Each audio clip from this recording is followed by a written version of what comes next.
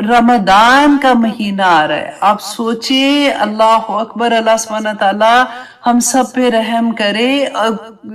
ये महीना ऐसा महीना है जिसमें अल्लाह सुब्हानहू ताला ने, वो कहते हैं ना, सेल 100% सेल, कोई हर चीज अल्लाह सुब्हानहू ताला शैतान बंद कर देते हैं। और शैतान बंद कर देते हैं तो फिर भी बुराई क्यों हो रही होती है? क्योंकि हमारा नफ्स हमारे साथ होता है। अल्लाह सुब्हानहू ताला ने कुरान में फरमा दिया था ना कि तुम्हारा नफ्स आराइता बरिता खजा इलाहू हवाहू, ए नबी आराइता, क्या आपने देखा है, मैंने तखदा इलाहू हवाहू, कि उन लोगों को जिन्होंने अपने नफ्स को अपना खुदा बना लिया। मुश्रिकीन मक्का, हाय हाय कितने बुरे थे, बुतों की पूजा कर रहे थे, बुतों से मांगते थे। अल्लाह सुब्हानहू ताला ने बता दिया, रसूल अल्लाह सल्लल्लाहु अलैहि वसल्लम ने बता दिया था कि एक वक्त आएगा क़यामत से पहले लोग लेबल चेंज कर करके हराम को हलाल कर देंगे। आज हम भी बिल्कुल वैसे ही कह रहे होते, अपनी ख्वाहिश नफ्स को अपना खुदा बना लेते, अल्लाह के अहकामात को छोड़ के। किसका फतुमिनूना बिबादिल किताब व तकफुरूना बिबाद। अल्लाह अकबर। रमजान में भी आप देखिए कि रोजा खोलना है, उसके बाद होता है कि अच्छा चलो हुक्का बार चलते हैं। हुक्का बार में क्या प्रॉब्लम है भाई? आप क्या मतलब, इसमें कहाँ लिखा हुआ है हुक्का पीना हराम है? हुक्का बार में आप बैठेंगे सुबह तक, चलो जी अब रोजा, अब थोड़े घंटों में तो रोजा रखने का टाइम आ जाएगा, रोजा रखना है, फिर घर चले जाएंगे। अब सोचिए, पार्टी पे पार्टीज, पार्टीज पे पार्टीज, कोई वीकेंड आ रहा है तो हर जगह पे कोई रोजा खुलवा रहा है। अब कहने को क्या है कि सवाब है, रोजा खोलने में क्या बुराई है, लेकिन आप देखिए कि उस चीज को जो इतनी मुकद्दस थी, बिल्कुल वही जो निकाह इतना मुकद्दस था, शादी इतनी मुकद्दस चीज थी, उसको हमने क्या बना दिया? मेहंदियों पे, डांस पे, गानों पे, ढोलकियों पे ढोलकियां, ढोलकियों पे ढोलकियां। तो अब आप खुद से देखिए कि रोजा खुलाने में तो सवाब है, तो फिर हमने उसको क्या बना दिया? पार्टी पे पार्टी, पार्टी पे पार्टी। अब उधर जाना है तो उधर, उधर अगले दिन उधर जाना है, अगले दिन उधर जाना है। इतना इंपॉर्टेंट वक्त होता है जिस वक्त रोजा खोलने से पहले दुआओं की कबूलियत का वक्त होता है। और उस पार्टी में आप जरा खुद से गौर कीजिएगा, हमारे कपड़े कैसे होते हैं, क्या नमाज पढ़ते वक्त, अब सोचिए हमारे बाल, हमारी घुटनों टखनों से ऊपर हमारे पैंट्स होते हैं, और फिर हम कहते कोई बात, जल्दी जल्दी जल्दी जल्दी नमाज पढ़ ले क्योंकि खाना लगने का टाइम हो रहा है ना, और फिर वो जल्दी जल्दी हम ये भी कर ले, हम वो भी कर ले। अल्लाह अकबर। और फिर पहले तो ये होता था कि रोजा खुलवाना चलो सवाब है इसलिए करे, अब रोजा रखवाना, सहरी आधी रात को उठ के फ्रेंड्स के घर जा रहे होते हैं सारे के सारे, वहां पे जाके गप्पे मारेंगे और रोजा रखेंगे, घर आके सो जाएंगे, घर आके सो जाएंगे। अल्लाह अकबर। मैं सिर्फ इसलिए ये वर्ड्स में बता रही होती हूँ क्योंकि अक्सर ऐसी बात होती है, हम सोचते हैं कि कुछ नहीं होता, ये तो ऐसे ही बस थोड़ी थोड़ी चीजें हैं। ये सोचने की चीज है। अल्लाह सुब्हानहू ताला ने हमें ये जो दिमाग दिया है ना छोटा सा, कि सोचें कि कहीं हम इतनी ने क्या, वो क्यों कहते हैं अल्लाह सुब्हानहू ताला, रसूल अल्लाह सल्लल्लाहु अलैहि वसल्लम ने फरमाया था ना कि एक बंदा हज पे खाना काबा का कपड़ा पकड़ पकड़ के रो रहा, दुआएं मांगता है, दुआएं मांगता है। अल्लाह सुब्हानहू ताला जिब्राइल अलैहिस्सलाम से कहते हैं, जिब्राइल मैं इसकी दुआ कैसे कबूल करूं? इसके जो ये खर्चा करके आया है, वो टिकट लेके, फॉर एग्जाम्पल आज की जुबान में अगर बोले, वो भी हराम के पैसों का, जो इसके पेट में खाना है वो भी हराम के पैसों का, जो इसने एहराम पहना हुआ है वो भी हराम के पैसों का, और यहाँ पे वो रो रो के दुआ कर रहा है, हर साल में 10-10 दफा उम्रे पे भी आ रहा है और सारा कुछ कर रहा है। देखिए, अमल है, अमल है, अमल है। एक एक चीज, एक एक बात में अपने आप को अल्लाह सुब्हानहू तआला के आगे बस झुका देना है। यही सूरत इखलास है। अल्लाह सुब्हानहू तआला ने जैसे हमें हुक्म दिया है वैसे बनने की कोशिश करनी है। मैं हमेशा ये कहती हूँ कि अल्लाह सुब्हानहू तआला ने एंड रिजल्ट नहीं देखना कि हमारी जिंदगी में हमने आखिर में क्या कहते हैं। अल्लाह ने कोशिश देखनी है कि मेरा बंदा कितनी कोशिश कर रहा है। एवरी डे आपका पहले पिछले दिन से बेहतर होना चाहिए। एक एक चीज अपने आप के अंदर से निकालने की कोशिश करनी चाहिए। और रमजान का महीना तो सबसे खूबसूरत महीना आ रहा है। उसमें हम बहुत कोशिश कर सकते हैं, और अगर फिर भी कंट्रोल नहीं होता तो आप जान लीजिए कि फिर आपका नफ्स किस हालत में है। शैतान को तो हम वैसे ही ब्लेम कर रहे होते हैं। तो इंशाल्लाह जी आइए अब स्टार्ट बकायदा करते हैं। ये पूरी तरह से आपको वैसे मैंने खुलासा तो बता दिया है कि सूरत इखलास जो है उसमें अल्लाह सुब्हानहू तआला ने हमें अपना जो तारुफ करवाया है कि अच्छा जी रसूलुल्लाह सल्लल्लाहु अलैहि वसल्लम के सबसे पहले तो देखते हैं कि सूरत इखलास की फजाइल के बारे में कि सुबह शाम की दुआओं में रसूलुल्लाह सल्लल्लाहु अलैहि वसल्लम 3 दफा सूरत इखलास, 3 दफा सूरत कुल औज़ु बिरब्बिल फलक और 3 दफा सूरत कुल औज़ु बिरब्बिन नास, ठीक है, ये पढ़ा करते थे सुबह की दुआ में और 3 दफा शाम की दुआ में। और फिर जब वो बिस्तर पे जाते थे तो फिर 3-3 दफा ये तीनों सूरतें पढ़ के, जैसे हाथ में छू छू छू ऐसे करके जो हवा होती है जिसमें थोड़ा सा वेट होता है, उस ऐसे करके फिर पूरे जिस्म पे जहां तक हाथ जाता था तो वो उसको दम कर लेते थे। अच्छा, ये एक आता है, और एक आता है कि सूरत इखलास रसूलुल्लाह सल्लल्लाहु अलैहि वसल्लम फजर की नमाज की जो सुन्नतें थी ना उसमें रेगुलरली पहली रकत में वो सूरत इखलास और सेकंड में सूरत काफिरून पढ़ते थे। और ये दोनों का जोड़ा इतना ज्यादा आप देखेंगे क्योंकि दोनों में ही बेसिकली अल्लाह सुब्हानहू तआला की हमें तौहीद समझ आती है। और सूरत काफिरून तो आप लोगों ने कर ही ली है अल्हम्दुलिल्लाह। तो अच्छा, इसके अलावा ये था कि रसूलुल्लाह सल्लल्लाहु अलैहि वसल्लम ने सहाबा को बताया, मुस्लिम एंड तिरमिजी की हदीस है, मुस्लिम में है 812 और तिरमिजी में 2903 कि अबू हुरैरा रदियल्लाहु अन्हु बयान करते हैं कि रसूलुल्लाह सल्लल्लाहु अलैहि वसल्लम ने फरमाया कि इकट्ठे हो जाओ। तो कहते हैं कि जो सहाबा थे जिन्होंने इकट्ठे होना था वो सारे इकट्ठे हो गए। और फिर रसूलुल्लाह सल्लल्लाहु अलैहि वसल्लम ने फरमाया कि मैं तुम्हें 1/3 कुरान पाक जो है वो मैं तुम्हारे सामने पढ़ूंगा। कहते हैं सहाबा इकट्ठे हो गए बड़े शौक से कि अच्छा रसूलुल्लाह ने ये फरमाया कि वो 1/3 कुरान की तलावत करेंगे। तो रसूलुल्लाह सल्लल्लाहु अलैहि वसल्लम ने सूरत इखलास की तलावत की और उसके बाद वो अपने हुजरा जो साथी था ना तो वहां चले गए। तो अबू हुरैरा रदियल्लाहु अन्हु कहते कि हम आपस में ये बात करने लगे कि जरूर कोई वही आई होगी जिसकी वजह से रसूलुल्लाह अपने हुजरे में गए हैं, अभी वो वापस आ जाएंगे तो फिर वो बाकी का हिस्सा, मतलब वो वेट कर रहे थे कि फिर वो बाकी का हिस्सा हमें सुनाएंगे।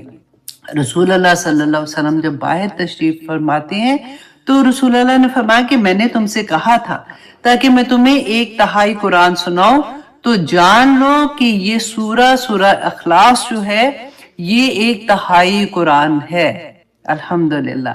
फिर एक और हदीस में आता है, मुस्लिम की हदीस है 811, अबू दरदा रदियल्लाहु अन्हु बयान करते हैं कि रसूलुल्लाह ने फरमाया कि क्या तुम में से कोई शख्स इतना कर सकता है कि वो एक रात को 1/3 कुरान पाक पढ़े। सहाबा ने कहा कि या रसूलुल्लाह एवरी नाइट हम 1/3 कुरान कैसे पढ़ सकते हैं। तो रसूलुल्लाह सल्लल्लाहु अलैहि वसल्लम ने फरमाया था कि कुल हुवल्लाहु अहद 1/3 कुरान पाक है, तो जिसने इसको पढ़ लिया उसने आधा कुरान 1/3 कुरान पाक की तलावत की। बेसिकली अब आगे इंशाल्लाह इसकी भी डिटेल आएगी कि क्यों रसूलुल्लाह इसको कहते थे 1/3, इंशाल्लाह वहां पे मैं आपको ये मेंशन करूंगी। अच्छा, सहाबा रदियल्लाहु अन्हु को भी सूरत इखलास से इतनी मोहब्बत थी क्योंकि मैंने जैसे आपको बताया ना कि वो इतना अरब का कल्चर था, तो 21 नाम आते हैं जो सहाबा इनको डिफरेंट नाम से पुकारा करते थे। अच्छा, रसूलुल्लाह सल्लल्लाहु अलैहि वसल्लम तवाफ में जब उम्रा या हज के बाद में तवाफ करते थे तो वहां पे उसके बाद मुकाम इब्राहिम पर पहली रकत में सूरत काफिरून और दूसरी रकत में सूरत इखलास पढ़ते थे। अच्छा, अब हदीस में भी आता है, सही मुस्लिम किया कि रसूलुल्लाह सल्लल्लाहु अलैहि वसल्लम ने फरमाया कि उस जात की कसम जिसके हाथ में मेरी जान है, ये कुरान का 1/3 है, मतलब सुलुसुल कुरान है। इस सूरत का मैसेज जो है असल में, अब आप ये सुनने की वाली बात है कि इस सूरह का जो मैसेज है ना वो 1/3 कुरान को कवर करता है, क्योंकि यानी कुरान का 1/3 हिस्सा जो है ना वो तौहीद पर मुश्तमिल आयात पर है। قرآن میں اللہ سبحانہ تعالیٰ نے 1/3 حصہ جو ہے وہ توحید کی آیات جو ہے وہ ہیں، تو اس وجہ سے رسول اللہ صلی اللہ علیہ وسلم نے فرمایا تھا کہ جس نے اس کو سمجھ لیا نا، اس نے 1/3 قرآن کو سمجھ لیا۔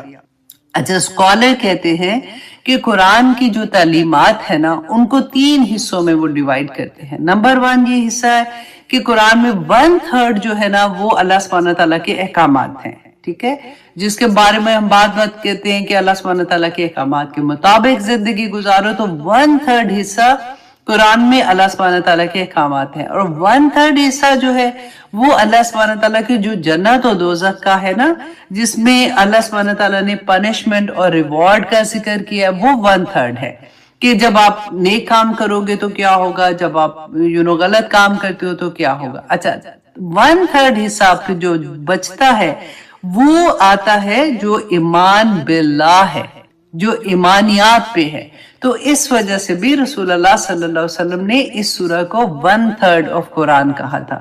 اچھا، صحابہ کی محبت کا حال آپ یہاں پہ یہ دیکھیں گے کہ رسول اللہ صلی اللہ علیہ وسلم نے صحابہ کا ایک لشکر جو تھا نا وہ بھیجا، تو اس لشکر کا جو سپہ سالار تھا، جو انچارج تھا نا، ان کے بارے میں آیا۔ دیکھیں اس زمانے میں جو سپہ سالار ہوتے تھے نا، وہی امام بھی ہو جاتے تھے، جیسے وہ لے کے جاتے تھے وہ نماز پڑھانے کے لیے۔ تو ہوا کیا کہ جب وہ صحابہ واپس آئے تو انہوں نے رسول اللہ صلی اللہ علیہ وسلم سے پوچھا کہ یہ جو ہمارے اپنے سپہ سالار بھیجے تھے، یہ جو نماز ہمیں پڑھاتے تھے، تو ہر رکوع میں جانے سے پہلے ہر دفعہ یہ سورۃ اخلاص کی تلاوت کرتے ہیں۔ تو ان کو یہ ڈیفرنٹ لگا نا، کیونکہ وہ جب نماز رسول اللہ کے ساتھ پڑھتے تھے تو وہ ڈیفرنٹ پہلے الحمد اور پھر قرآن کا کوئی نہ کوئی حصہ تلاوت ہوتا تھا، اور اس میں کبھی سورۃ اخلاص بھی ہوتی تھی۔ لیکن یہاں پہ انہوں نے دیکھا کہ یہ صحابی جو تھے، جو سپہ سالار تھے، یہ ہر مرتبہ رکوع میں جانے سے پہلے سورۃ اخلاص کی تلاوت کرتے ہیں۔ تو رسول اللہ صلی اللہ علیہ وسلم نے ان سے پوچھا کہ what is the reason، کہ آپ ایسے کیوں کرتے ہو؟ تو انہوں نے کہا کہ فرمایا کہ اس سورہ میں اللہ کی جو صفات ہیں، میں ان سے اتنی محبت کرتا ہوں کہ میں ان کو پڑھے بغیر نہیں رہ سکتا۔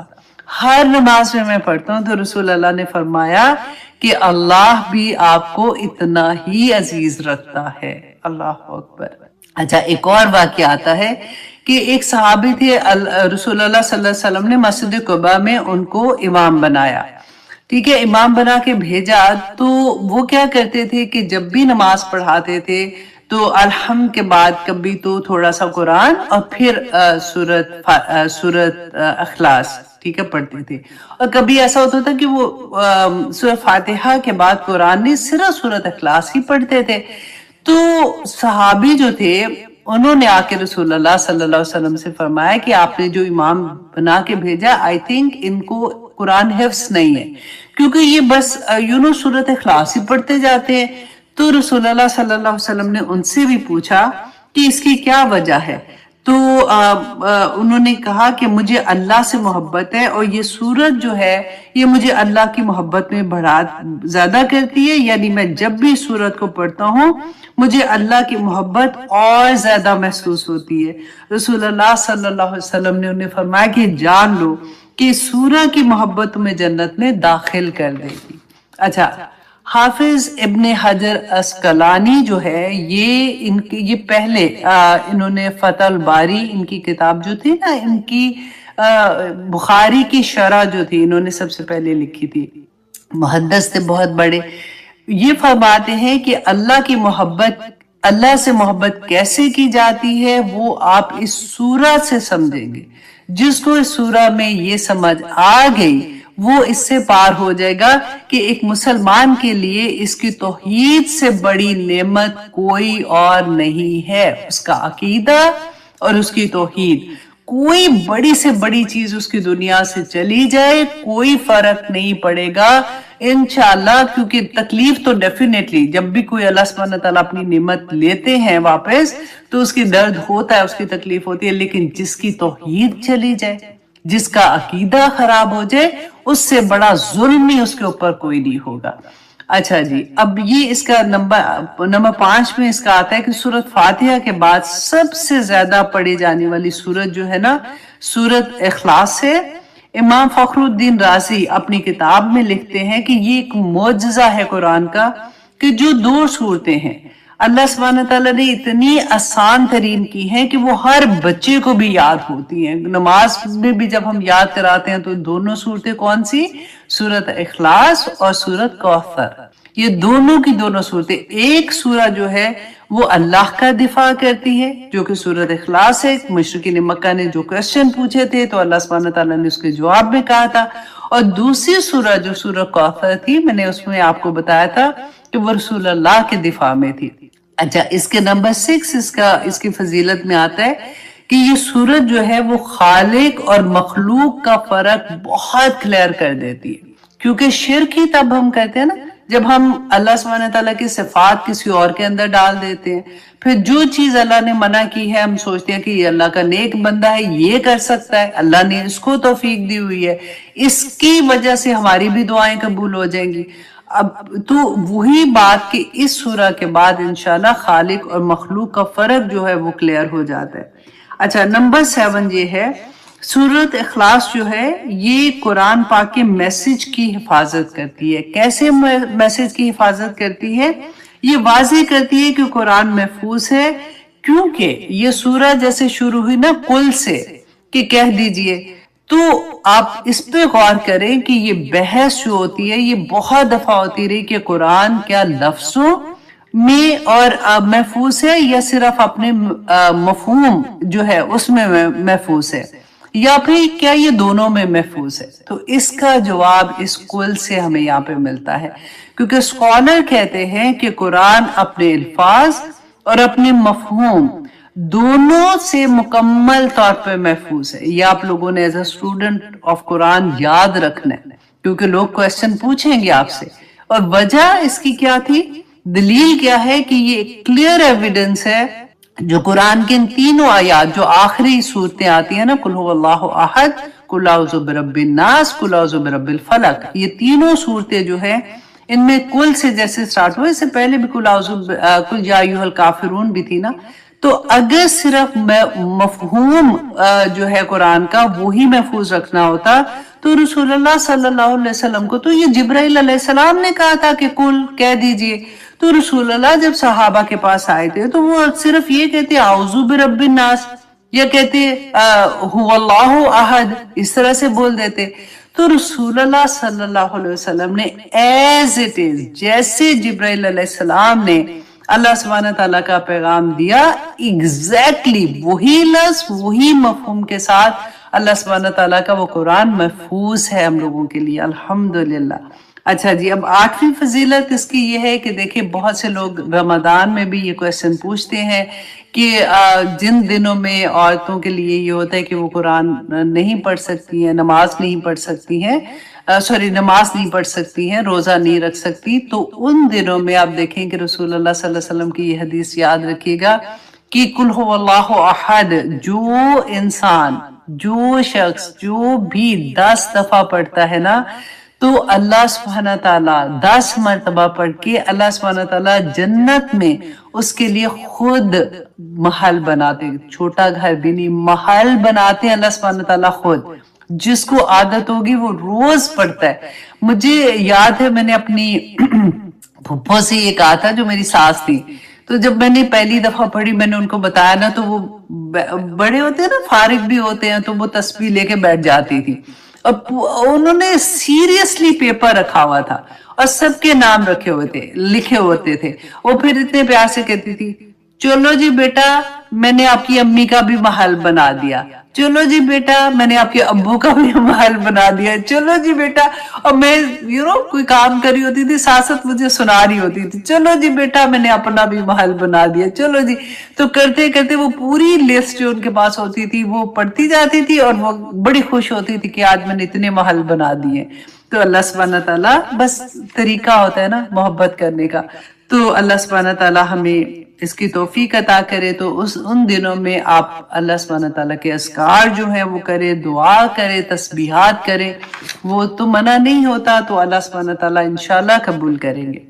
اچھا جی، اب سیکنڈ ہم نے کیا کرنا ہے، دیکھیں یہ سورہ اتنی سی سورہ تھی آنیسٹلی، لیکن اتنا خوبصورت اس میں پیغام ہے، چلیں انشاءاللہ دیکھتے ہیں۔ اچھا، اس سورہ کے نام کہ میں نے بتایا تھا نا کہ 21 نام ہے اس کے، تو کچھ نام میں آپ کے سامنے رکھتی ہوں اور کچھ ناموں کی آپ کو تھوڑی سی ڈیٹیل بھی بتا دیتی ہوں تاکہ اس سے اور محبت ہو جائے۔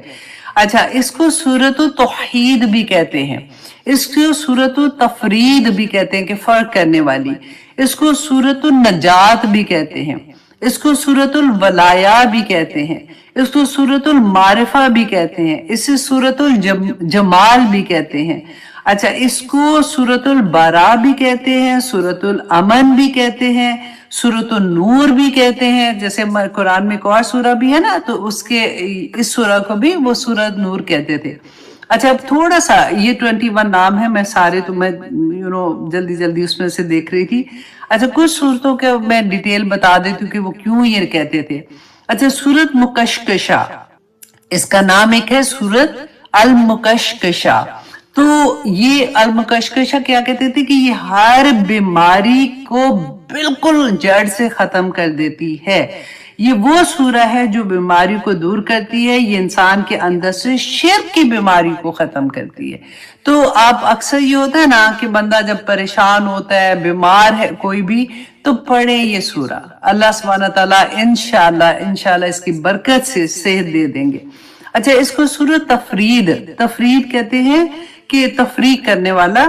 یہ وہ سورہ ہے جو اللہ کا یونیک ہونا یا واحد ہونا بیان کرتی ہے، بہت کلیئرٹی کے ساتھ بتاتی ہے اللہ جیسا کوئی نہیں، صرف اسی کو پکارنا ہے، دعائیں صرف اللہ سبحانہ تعالیٰ سے مانگنی ہے اور اللہ سبحانہ تعالیٰ کے سامنے ہی صرف گڑ گڑانا ہے۔ اچھا، سورۃ توحید، اس کا نام سورۃ توحید بھی ہے کہ یہ اللہ کی صفات کو یوں بیان کرتی ہے کہ اللہ کے ساتھ کسی اور کو کھڑا نہیں کیا جا سکتا، اللہ سبحانہ تعالیٰ کے ساتھ کسی اور کو شریک نہیں کیا جاتا۔ سورۃ معارفہ، اسکالر کہتے ہیں کہ اگر آپ اس سورت کو نہیں جانتے تو آپ اللہ کا مکمل تعارف ہی نہیں جانتے۔ سورۃ الصمد، پوری قرآن میں یہ لفظ کہیں اور استعمال نہیں ہوا، صرف اس سورہ میں اللہ سبحانہ تعالیٰ کی صفات میں استعمال ہوا ہے۔ یہ اللہ سبحانہ تعالیٰ کی وہ صفت ہے جس کی وجہ سے ہر مخلوق اللہ سبحانہ تعالیٰ کی محتاج ہے۔ اچھا، سورۃ اساس کہتے ہیں یہ اساس الدین ہے۔ یہ قرآن اللہ سبحانہ تعالیٰ نے زمین اور آسمان کو جو پیدا کیا ہے وہ قل هو اللہ احد پہ پیدا کیا ہے۔ زمین و آسمان کی توحید جو ہے اس کی بیس اس کے اوپر قل هو اللہ احد کی بیس پہ بنی ہے۔ جب تک زمین میں اللہ سبحانہ تعالیٰ کی عبادت کرنے والا کوئی ایک شخص بھی باقی رہے گا، قیامت نہیں آئے گی۔ رسول اللہ نے بتایا تھا، تو ہوگا کیا کہ پہلے ایک ہوا چلے گی، رسول اللہ نے بتایا تھا نا، ایک خوبصورت ایک کیا کہتے ہیں نرم سی ہوا چلے گی، تو جتنے مومنین ہوں گے وہ اس سے ان کو موت آ جائے گی، اور پھر سارے لوگ جو نیک لوگ ہیں ختم ہو جائیں گے اور اس کے بعد قیامت نازل ہوگی۔ اچھا جی، اب اس کو سورۃ نور بھی کہتے ہیں۔ اللہ سبحانہ تعالیٰ نے فرمایا نا کہ اللہ نور السماوات والارض، تو مسند احمد میں آتا ہے کہ مشرکین مکہ رسول اللہ صلی اللہ علیہ وسلم سے پوچھتے تھے کہ اللہ کون ہے، کہ ہم اللہ کو جانتے ہیں لیکن جو تم اللہ کو بتاتے یہ کون ہے، اللہ کا خاندان کون ہے، مطلب اس کا نسب کیا ہے۔ مشرکین اللہ کے نام سے واقف تھے، اللہ نے جب قرآن نازل کیا تو ان کے لیے یہ نام جانا پہچانا تھا، کوئی نیا نہیں تھا۔ رسول اللہ صلی اللہ علیہ وسلم سے کہتے تھے کہ ہمارا اللہ کے بارے میں کانسیپٹ ڈیفرنٹ ہے، آپ ہمارا کانسیپٹ کلیئر کریں اور آپ یہ بتائیں کہ وہ فرق کیا ہے، اور آپ ہمیں بتائیں کہ آپ کا اللہ کون ہے اور اس کا نسب، جیسے انسب لنا رب کا کہ آپ اپنے رب کا میں نسب بتائیں۔ مشرکین کہتے تھے کہ من ہوا ربو کا، وہ جو میں بتایا کہ تمہارا رب کون ہے، اور ما ہوا ربو کا، کیونکہ وہ بتوں کی پوجا کرتے تھے کہ کیا سونے کا بنا ہوا ہے، چاندی کا بنا ہوا ہے، پتھر کا بنا ہوا ہے، کون ہے۔ اچھا جی، اب حدیث میں آتا ہے کہ ایک شخص رسول اللہ صلی اللہ علیہ وسلم کے پاس آیا اور پوچھا کہ محمد، ہر شے کو اللہ نے پیدا کیا تو اللہ کو کس نے پیدا کیا؟ تو کہتے ہیں کہ اس کی شان نزول میں آتا ہے کہ اس کے جواب میں بھی اللہ سبحانہ تعالیٰ نے یہ سورہ نازل کی تھی۔ الحمدللہ ثم الحمدللہ۔ اچھا جی، اب آتے ہیں اس سورہ کے لفظوں کی طرف کہ اللہ سبحانہ تعالیٰ نے پہلی آیا میں اعوذ باللہ من الشیطان الرجیم بسم اللہ الرحمن الرحیم قل هو اللہ احد۔ اتنی اس کو پڑھتے ہوئے نا، ایک جب احد کہتے ہیں نا تو دل میں ایسا لگتا ہے کہ جیسے بیٹ نہیں ہوتی ہے ویسے آتا ہے، کیونکہ ہر آیا کا جو آخر آتا ہے نا اس میں کلکلا ہے کہ قل هو اللہ احد، کہہ دو کہ اللہ ایک ہے۔ اچھا، سب سے پہلے تو دیکھیں کل، اگین میں نے آپ کو کل کا بتا دیا نا کہ اللہ سبحانہ تعالیٰ نے، کہ اللہ کا پیغام تھا رسول اللہ کے ساتھ، اور جبرائیل علیہ السلام نے اللہ کی پیغام دیا کہ کہہ دو کہ اللہ ایک ہے، کہ لوگوں کو بھی بتا دو۔ پہلا پیغام رسول اللہ کے لیے، اور دوسرا یہ تھا کہ مشرکین مکہ کو اور رہتی دنیا تک سب کو بتا دو کہ اللہ واحد ہے، ایک ہے۔ اچھا، ہر کوئی جان لے کہ رسول اللہ صلی اللہ علیہ وسلم وہی بات آگے پہنچاتے تھے جو وحی کے ذریعے اللہ سبحانہ تعالیٰ نے ایز اٹ از نازل فرمائی تھی۔ اچھا، جس دن ہم نے یہ پہچان لیا کہ ہر وہ نیکی جس میں نیکی جو میں آپ جو نیکی سمجھ کر کرتے ہیں نا، اس پر اللہ اور رسول اللہ صلی اللہ علیہ وسلم کی سٹیمپ نہیں لگی تو وہ نیکی بھی نہیں کاؤنٹ ہوتی، کیونکہ ہم اپنی مرضی اپنی خواہشات کی نہیں کر سکتے۔ جو اللہ سبحانہ تعالیٰ اور رسول اللہ صلی اللہ علیہ وسلم نے ایک ہمیں بتا دیا، ایک حدود ہمارے اندر قائم کر دی ہے کہ ہم نے کیا کرنا ہے، کیسے کرنا ہے۔ کئی دفعہ نیکیاں اتنی زیادہ بڑھا کے اور وہی تکبر کے اندر لے جاتی ہیں، اور کبھی کوئی چیز ہو جاتی ہے، تو انشاءاللہ آگے میں اس کی ڈیٹیل آپ کو بتاتی ہوں۔ اچھا جی، اس کے علاوہ کہ کل بتا رہا ہے کہ اللہ اپنا تعارف یہاں پہ خود کروا رہے ہیں۔ اچھا جی، اب یہاں پہ ہم اللہ کو دیکھتے ہیں۔ پہلے تو کل کو آپ نے دیکھ لیا نا، تو اللہ ہم کتنی دفعہ پڑھتے ہیں نا، تو آج اس کو تھوڑا سا کھولتے ہیں کہ یہ لفظ کیا تھا۔ اللہ سبحانہ تعالیٰ نے اپنے لیے اس لفظ کو پسند کیا۔ آج تک کبھی کسی کا نام، کیونکہ صفات پہ ہم نام رکھ لیتے ہیں نا انسانوں کے، تو اللہ نہ تو کبھی مشرکین مکہ نے کبھی کسی بت کا نام رکھا تھا، اور نہ ہی کبھی کسی انسان نے یہ نام رکھا ہے۔ یہ خالص اللہ سبحانہ تعالیٰ کا نام ہے۔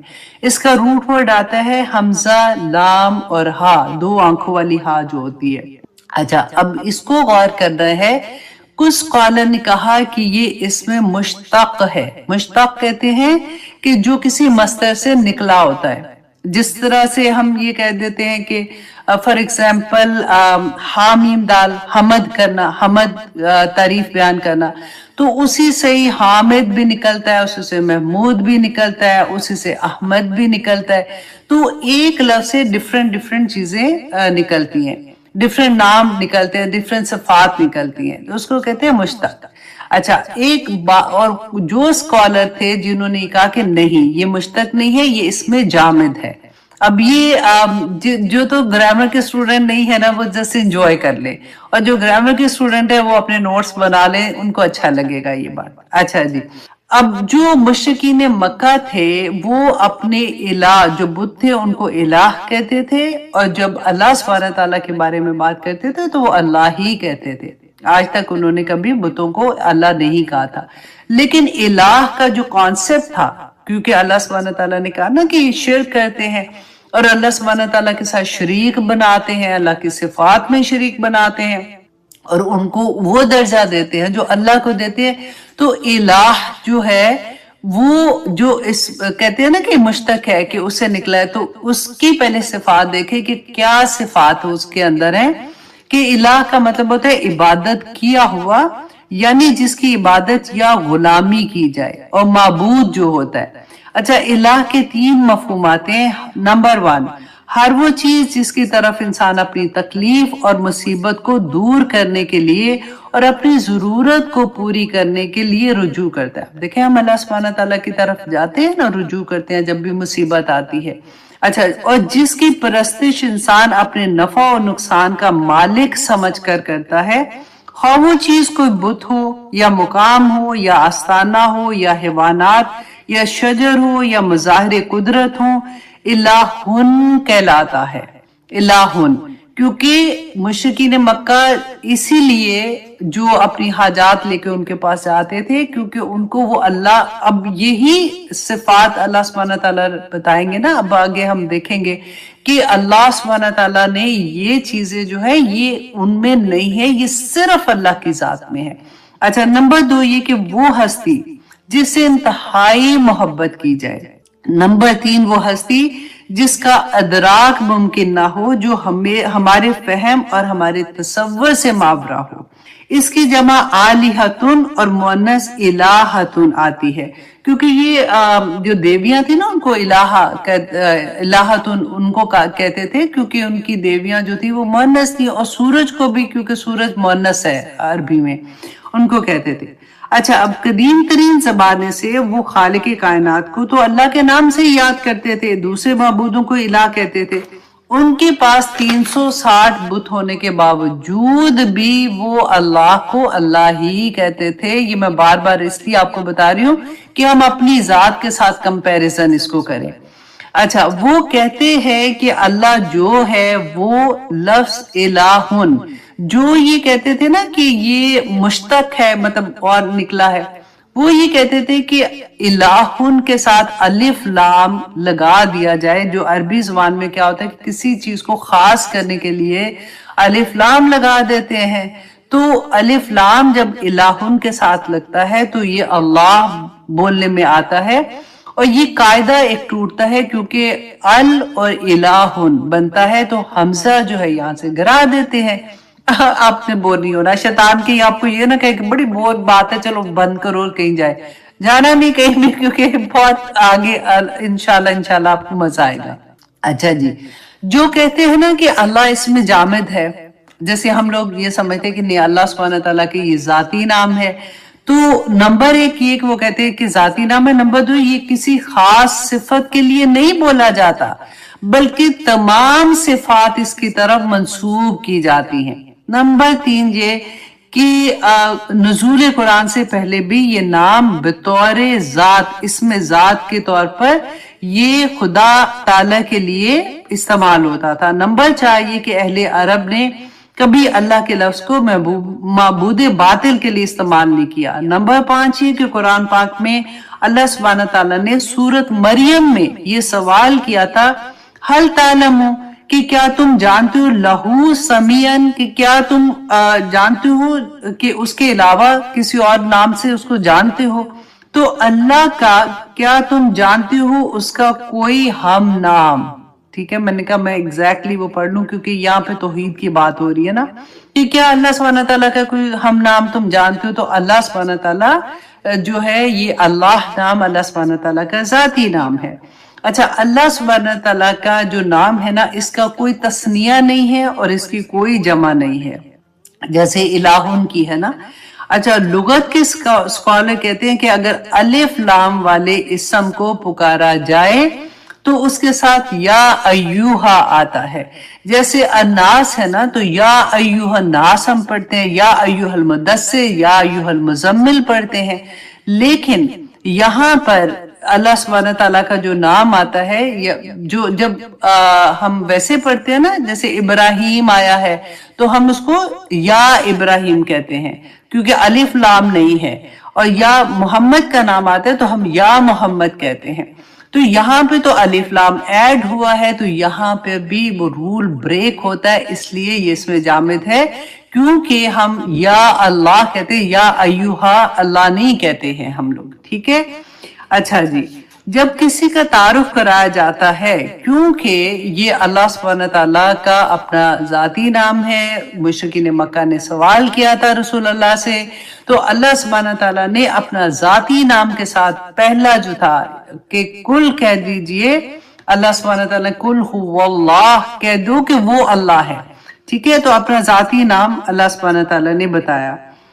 अच्छा, ये नाम जो था ना अल्लाह, ये हिब्रू जुबान में भी पहले उनकी किताबों में अल्लाह का नाम एज इट इज भी आया हुआ था। और अच्छा, एक और मजे की बात, जब अरबी जुबान में कोई लफ्ज दूसरी लैंग्वेज से आता है ना, जैसे इब्राहिम आया था तो आदम अलैहिस्सलाम का नाम था, तो आदम अलैहिस्सलाम का नाम जैसे है तो उसमें कभी जेर नहीं आती है, ठीक है, जर नहीं लेता वो, आदमू आदम आता है। तो अल्लाह सुब्हानहू तआला के साथ यहाँ पे भी ब्रेक होता है रूल कि अल्लाह सुब्हानहू तआला के साथ वो आता है, जैसे हम कहते हैं अल्लाह सुब्हानहू तआला के साथ मनिल्ला कि अल्लाह सुब्हानहू तआला के साथ आता है ना, तो उसमें हम लोग जर भी इस्तेमाल करते हैं। अच्छा जी, ये तो थोड़ा सा मैंने आपको अल्लाह के नाम को खोलने की कोशिश की कि आप लोग इसको जान लें थोड़ा सा, क्योंकि हम इतना ज्यादा ये हमारी जान है, हम है ही सब कुछ, मतलब अल्लाह नहीं, अल्लाह सुब्हानहू तआला की पहचान नहीं तो फिर हमारे पास कुछ भी नहीं है। अच्छा, अब देखिए इससे जरा पीछे जाइए, हु अल्लाह सुब्हानहू तआला ने शुरू में जैसे हु कह दिया कि कुल हु वल्लाह, कि कह दो कि अल्लाह, तो यहाँ पे हु जो है ना, अगर आप ग्रामर के स्टूडेंट जो वाले हैं उनको मैं बताती हूँ कि जमीर का ये जमीर है, ठीक है। जमीर इसलिए आती है कि जैसे फॉर एग्जांपल मैं आप किसी से कर रही हूँ तो मैं कहूंगी कि समर आई थी, फिर मैं कहूंगी, फिर जमीर इस्तेमाल करूंगी, वो ये कह रही थी, वो ये कह रही थी। तो यहाँ पे तो अभी अल्लाह का नाम तो बाद में आया, अभी पहले आया नहीं, अल्लाह सुब्हानहू तआला ने पहले जमीर इस्तेमाल हुई है।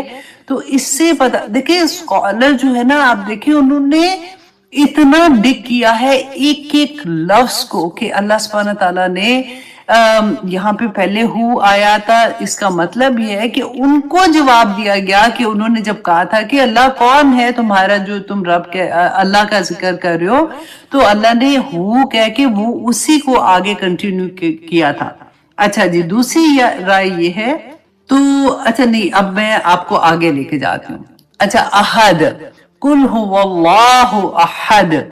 अच्छा, यहाँ पे आप ये देखिए कि अहद को जानने की कोशिश करेंगे, क्योंकि मुशरिकीन मक्का को ना वाहिद के साथ कोई प्रॉब्लम नहीं थी। अगर यहाँ पे आ जाता ना कुल हुवल्लाहु वहद, कि कह दो कि अल्लाह एक है, अहद अल्लाह सुब्हानहू तआला ने पूरे कुरान में यहाँ पे एज अ सिफत अल्लाह सुब्हानहू तआला का ये नाम पहली दफा आया है। और अल्लाह सुब्हानहू तआला की सिफत के लिए ये पहली दफा, क्योंकि अरब लोगों की ये तो जुबान थी, दे नो, उनको मीनिंग्स आते थे, लेकिन सिफत के लिहाज से ये पहली दफा आया था। अब यहाँ पे हम देखेंगे कि अल्लाह सुब्हानहू तआला ने वाहिद की जगह अहद क्यों कहा, क्योंकि अगर अल्लाह सुब्हानहू तआला वाहिद कह देते ना तो उनको कोई इतराज कोई नहीं होना था, क्योंकि वो तो समझते थे अल्लाह वाहिद है।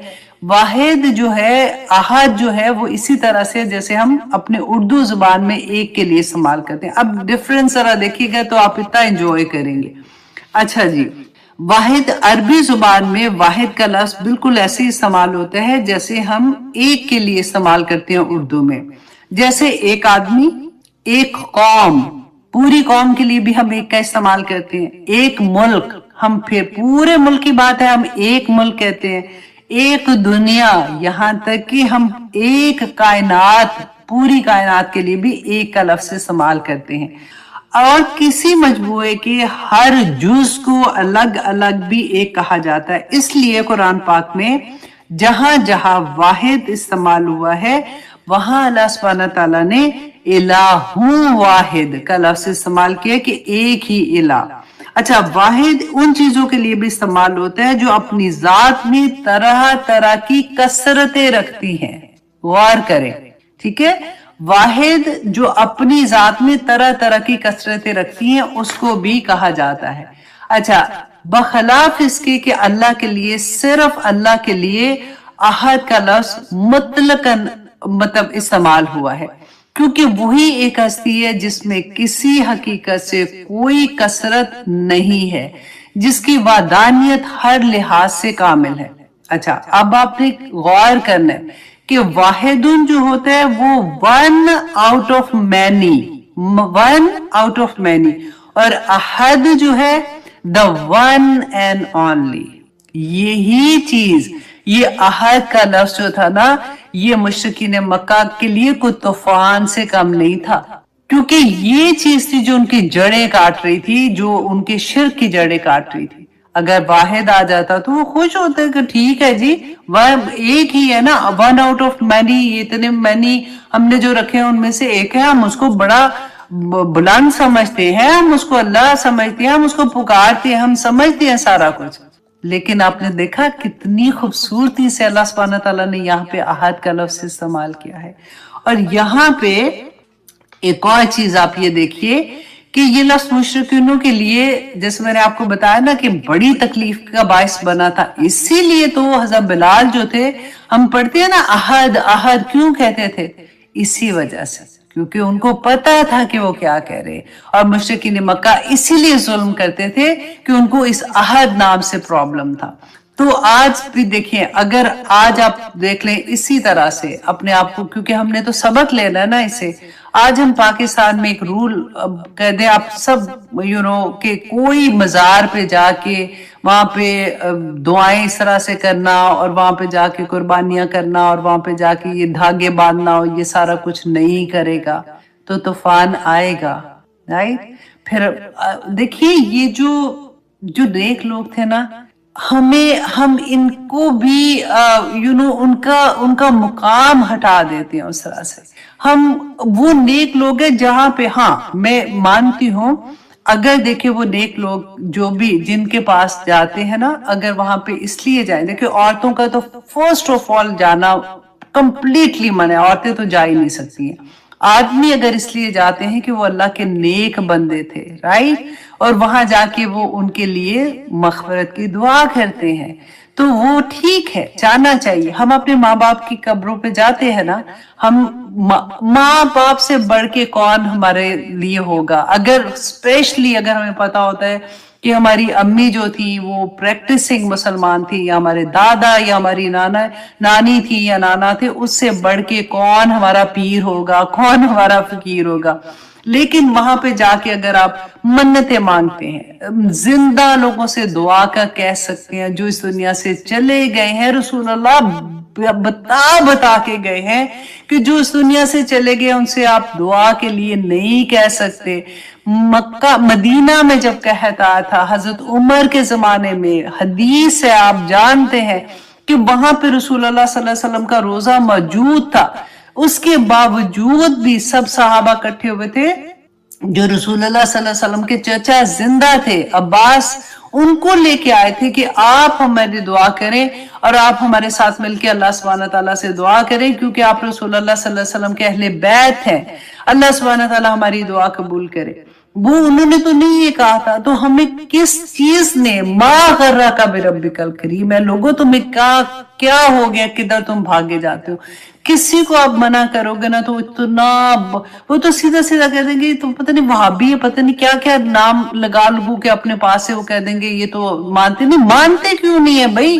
وہ ہمارے لیے بھی اتنی باعزت ہے، ہمارے لیے بھی ہم ان کو اتنا احترام دیتے ہیں۔ انہوں نے زندگیاں لگا دی اسلام کی خاطر، انہوں نے ان کے لیے دعائیں خیر کرنی چاہیے، ان کے درجات بلند کرنے کے لیے۔ لیکن یہ کیا طریقہ ہوا کہ آپ وہاں پہ جا کے منتیں مانگنا شروع ہو جائے؟ میں نے آپ کو شروع میں بتایا تھا، یہی سورت اخلاص میں بتاتی ہے۔ اور آگے آپ دیکھیے کہ یہ آپ کو یہ سمجھ آ گئی ہے نا عہد کی یہاں پہ، کہ اب جب بھی آپ یہ سورہ پڑھیں گے نا تو اس کو ذرا دل سے پڑھیے گا کہ اللہ سبحانہ تعالیٰ نے یہاں پہ واحد کی جگہ عہد کیوں استعمال کیا ہوا ہے۔ اچھا، اب ایک اور چیز یہ تھی کہ توحید، ہاں یہ جو ہم سیکھ رہے ہیں نا، توحید کا دعویٰ جو ہے نا وہ ہمیشہ امتحان، ہمیشہ قربانی مانگے گا۔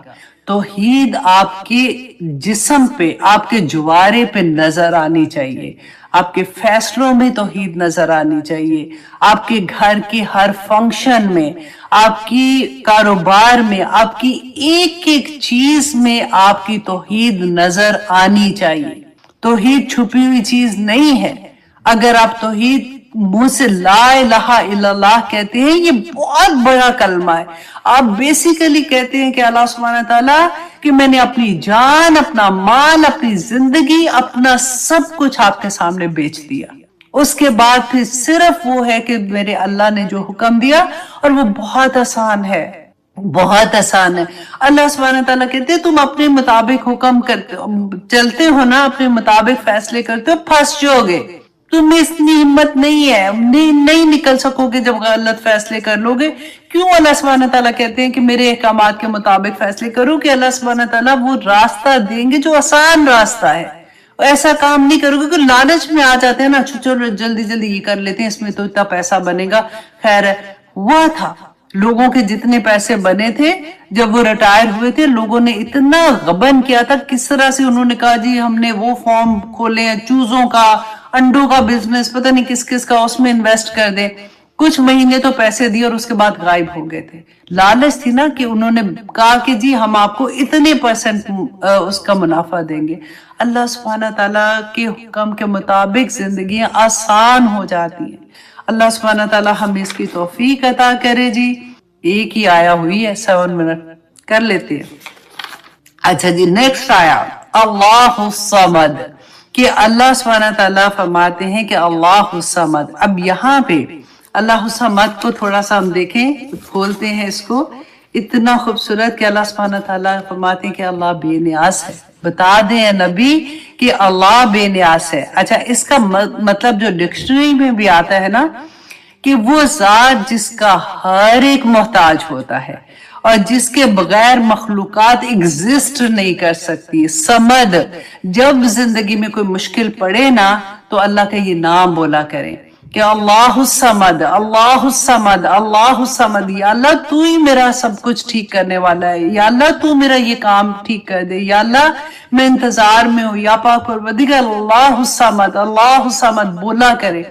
जिसकी तरफ कसद किया जाता है, जो बुलंद मुकाम होता है, वो जिसके साथ वो जो इनके डिक्शनरी माने में हम लेते हैं ना, कि ये यूज करते थे समद का लफ्ज, कि वो आदमी जिसे जंग में भूख और प्यास नहीं लगती, वो सरदार जिसकी तरफ हाजात में रुजू किया जाता है, हर चीज का बुलंद तरीन हिस्सा, वो शख्स जिसके लिए जिससे ज्यादा बालातर कोई शख्स नहीं होता, वो सरदार जिसकी अतात की जाए और उसके बगैर किसी मामले का फैसला ना किया जाए। मुझे हंसी आ रही है कि मैं टाइम बाय करती जा रही हूँ और मैं आपसे पूछ भी नहीं रही हूँ आज, क्योंकि आज लास्ट क्लास है रमजान, इसके बाद इंशाल्लाह दौरा कुरान शुरू होगा। तो अच्छा जी, वो सरदार जिसकी तरफ हाजतमंद लोग रुजू करते हैं और वो रुजू करते हो। अच्छा जी, वो ठोस चीज जिसमें कोई चीज दाखिल ना होती हो, उसमें कोई झोल ना हो, जिसमें कोई चीज जिससे कोई चीज ना निकल सकती है ना दाखिल हो सकती है। तो अल्लाह सुब्हानहू तआला ने यहाँ पे असमद, अलिफ लाम खास, कि ये मैं बताया ना कि ये मुश्रिकीन मक्का ये यूज करते थे, उनकी डिक्शनरी में ये लफ्ज इस्तेमाल होता था। तो अल्लाह सुब्हानहू तआला ने फरमाया ये सब चीजें सिर्फ खास अल्लाह सुब्हानहू तआला की जात के साथ हैं। हजरत अली रदी अल्लाह ने फरमाया था कि अल्लाह समद के बारे में कि वो समद है जिससे बालातर कोई चीज नहीं है। अब्दुल्ला बिन मसूद फरमाते हैं वो सरदार जिसकी सियादत कामिल हो और इंतहा को पहुंची हो। अबू हुरैरा रदी अल्लाह अन्हु बयान करते हैं कि वो जो सबसे बेनियाज हो और सब उसी के मोहताज हो। मुकातिल कहते हैं कि वो जो बेऐब हो, वो जो लोगों की हाजात पूरी करने के लिए काफी हो जाए। अल्हम्दुलिल्लाह, कुल हुवल्लाहु अहद, अहद सिर्फ अल्लाह सुब्हानहू तआला के लिए मखसूस है, किसी और के लिए सिरे से ये इस्तेमाल नहीं हुआ, इसलिए इसे नकरा फॉर्म में लाया गया है। देखिए आप शुरू में देखें ना कुल हुवल्लाहु अहद, और आगे असमद जो है वो नकरा फॉर्म में नहीं है ना, तो उसके बारे में कहते हैं कि समद का लफ्ज क्योंकि मखलूकात के लिए भी इस्तेमाल होता था, तो इसलिए यहाँ पे अल्लाह ने अल्लाहु समद कहने के बजाय अल्लाहु समद इस्तेमाल किया है, जिसके मानी है कि असल और हकीकी समद अल्लाह की जात है। कुरान पाक में कोई भी नाम अलिफ लाम के साथ जब आता है तो वो अल्लाह सुब्हानहू तआला का नाम है, जैसे अर्रहमान अर्रहीम, ये अल्लाह सुब्हानहू तआला के नाम समझे जाएंगे। एक इंफॉर्मेशन के तौर पे बता रही हूँ। और अगर तन्वीन के साथ आएगा ना, जैसे रहीमुन, अलीमुन, अहदुन, تو یہ سب اللہ سبحانہ تعالیٰ کی صفات ہوتی ہیں. اچھا جی، اب اس کے علاوہ میں آپ کو لم یلد ولم یولد بھی کرا دیتی ہوں، ولم یکن لہ. اچھا یہ چھوٹے سے ہے، یہ آپ کو میں نے بہت دفعہ اس کی ڈیٹیل بتائی ہوئی ہے کہ اللہ سبحانہ تعالیٰ نے فرمایا کہ لم یلد، کہ نہ تو اس نے کسی کو نہ اس کی کوئی اولاد ہے، ولم یولد، اور نہ ہی وہ کسی نے اس کو پیدا کیا، کہ نہ اس نے کسی کو جنا اور نہ ہی وہ جنا گیا بیسیکلی. تو اچھا جی، یہاں پہ اب یہ تھا کہ مشرکین، آپ کو پتہ ہے نا کہ مشرکین مکہ جو تھے وہ بیٹیاں اللہ سبحانہ تعالیٰ کی بتاتے تھے. کن کو بتاتے تھے؟ فرشتوں کو اللہ سبحانہ تعالیٰ کی بیٹیاں کہتے تھے. اور پھر ہم نے پڑھا کہ عیسیٰ علیہ السلام کو جو نصارہ تھے، عیسائی تھے، وہ اللہ سبحانہ تعالیٰ کا بیٹا قرار دیتے تھے. پھر یہودیوں کا تھا، حضرت عزیر کو قرار دیتے تھے. پھر جنات سے اتنا ڈرتے تھے، ان کو کہتے تھے کہ وہ خبریں لے کے آتے ہیں، ان کو بھی اللہ کا شریک بنا دیتے تھے.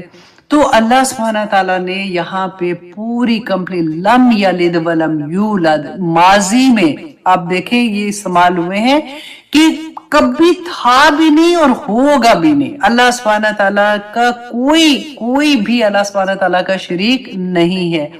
اور اسکالر کہتے ہیں کہ پہلے احد و صمد کہہ کے اللہ سبحانہ تعالیٰ نے بات وضاحت کر دی تھی.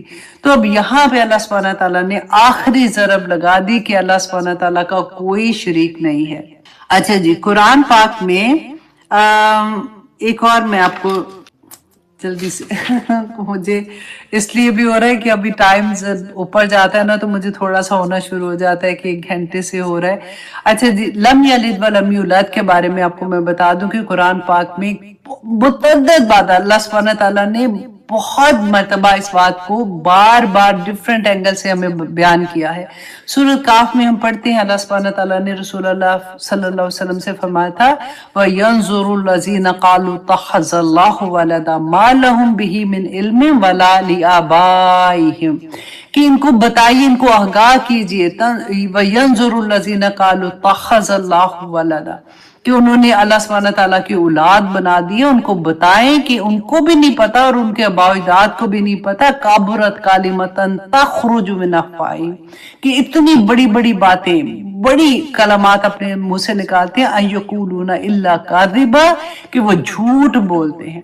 اس کے علاوہ دیکھیں سورۃ النساء کی آیہ نمبر 171، سورہ صفات میں، سورہ زخرف میں، سورۃ انعام میں، سورۃ انبیاء میں، سورہ یونس میں اللہ سبحانہ تعالیٰ نے آیہ نمبر 68 سورہ یونس میں بھی، آپ خود ہی سے اب یہ دیکھ لیجئے گا، میں اتنی ٹائم کی قلت کی وجہ سے وہ پورا آپ کے سامنے نہیں رکھ پاؤں گی، لیکن آپ انشاءاللہ خود سے بھی دیکھ لیجئے گا کہ اللہ سبحانہ تعالیٰ نے ہر جگہ پہ اس بات کو کلیئر کیا کہ اللہ سبحانہ تعالیٰ کے ساتھ کسی کو شریک نہیں کیا جائے گا.